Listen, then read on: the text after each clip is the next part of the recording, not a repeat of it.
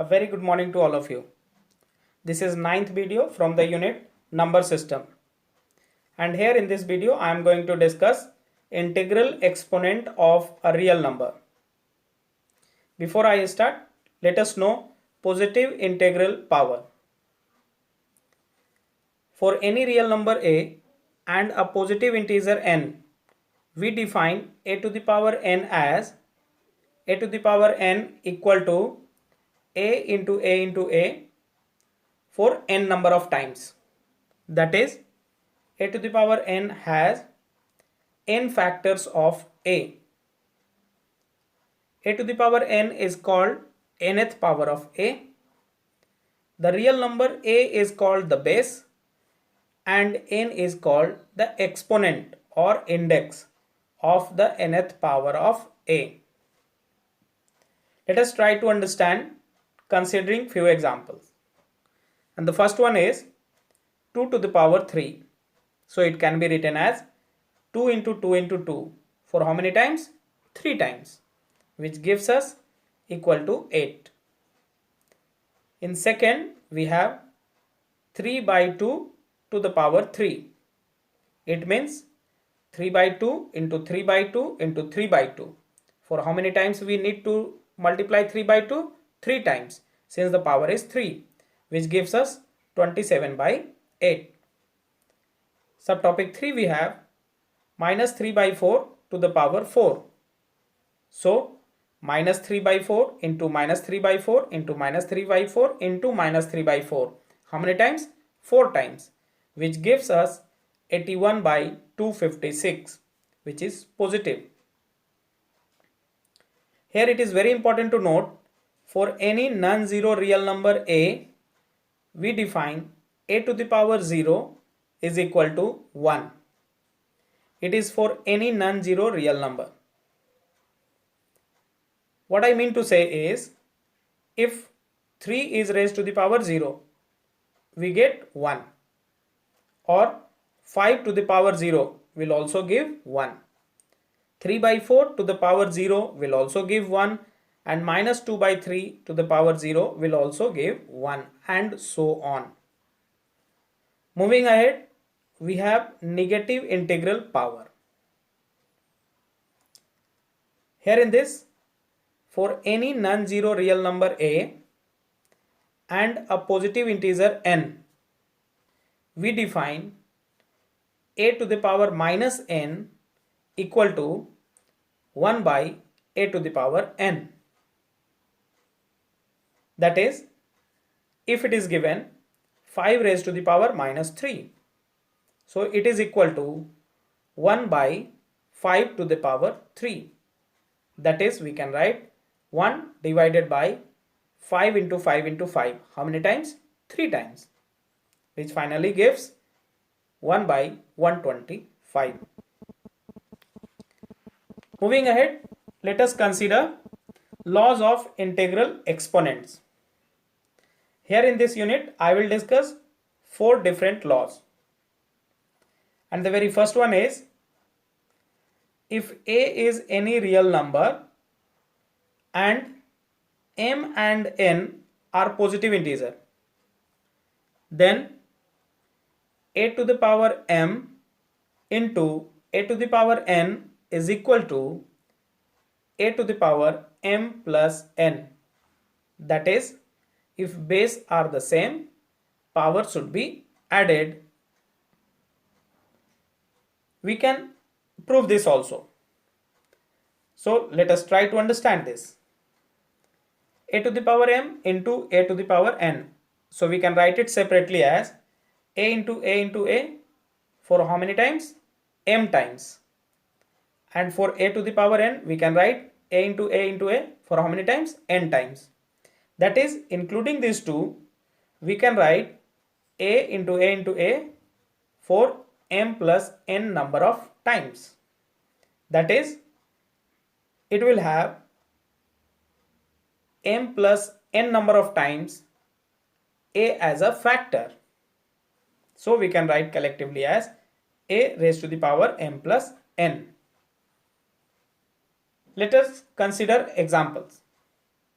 Here in first, I have 5 to the power 4 into 5 to the power 3. So base 5 is same. So the power should be added. Using the same result, that is first law, we can write 5 to the power 4 plus 3, which gives 5 to the power 7. In subtopic 2, I have 2 by 3 to the power 5 into 2 by 3 to the power 2. Again 2 by 3, here it is as a base and it is same. So we will have 2 by 3 to the power 5 plus 2, which gives 2 by 3 to the power 7. Now let us consider second law. In this, if a is a non-zero real number and m and n are positive integer, then a to the power m by a to the power n is equal to a to the power m minus n. Here also the base is the same, but a to the power m by a to the power n, that is we want to find the quotient. So the result is a to the power m minus n. For any two positive integer m and n, we will have three different cases. One by one, I will consider all these three different cases. In the first, we may have when m is greater than n. In second, we can consider if m is equal to n. And in third case, when m is less than n. So let us prove this result considering each different case. Case 1, when m is greater than n. Then in LHS we have a to the power m divided by a to the power n, which can be written as, in numerator we can write a into a for how many times? M times. And in denominator we will write a into a for n number of times. So on cancelling n factors of numerator and denominator, since here we have considered m greater than n, so we are left with a into a for how many times? M minus n times. So finally we can write in RHS a to the power m minus n. Consider case 2, when m is equal to n. In this case, again LHS will remain the same, a to the power m by a to the power n. So we can write it is equal to, in numerator, a into a for how many times? M times. In denominator also we can write a into a for how many times? M times, because m and n both are equal. So again, cancelling common factors of numerator and denominator, we are left with 1. And as I have discussed earlier, that 1 can also be written as a to the power 0. That is, we can write a to the power m minus m. 0 can be written as m minus m. And since we have already considered m is equal to n, so we can also write this as a to the power m minus n. So it is proved. Now let us consider case 3, when m is less than n. In this case, in LHS we will consider the same thing, that is a to the power m by a to the power n. So it is equal to, in numerator, a into a for m number of times, and in denominator a into a for n number of times. So now, since we have considered m less than n, so let's see here, cancelling m common factors in numerator and denominator. In numerator we will have only 1, and in denominator we will have a into a for how many times?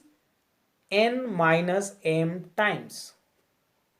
So we can write here 1 divided by a to the power n minus m.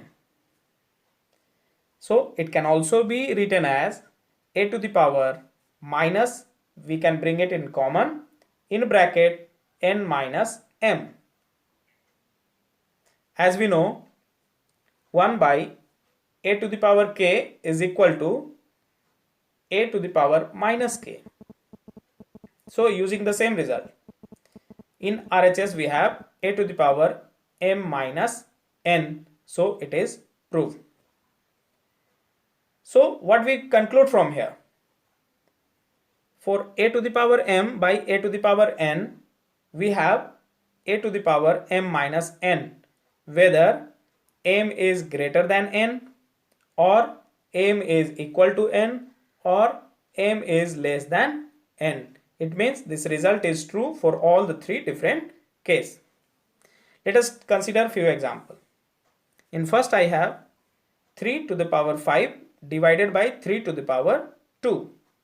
So we can write 3 to the power 5 minus 2. That is, power should be subtracted. Base is the same. It is in the division. So finally we have 3 to the power 3. In subtopic 2, here we have 2 by 3 to the power 5 divided by 2 by 3 to the power 2. So it is equal to 2 by 3 to the power 5 minus 2, which gives us 2 by 3 to the power 3. Based on these two laws, I have given some assignment. Please do it. Thank you.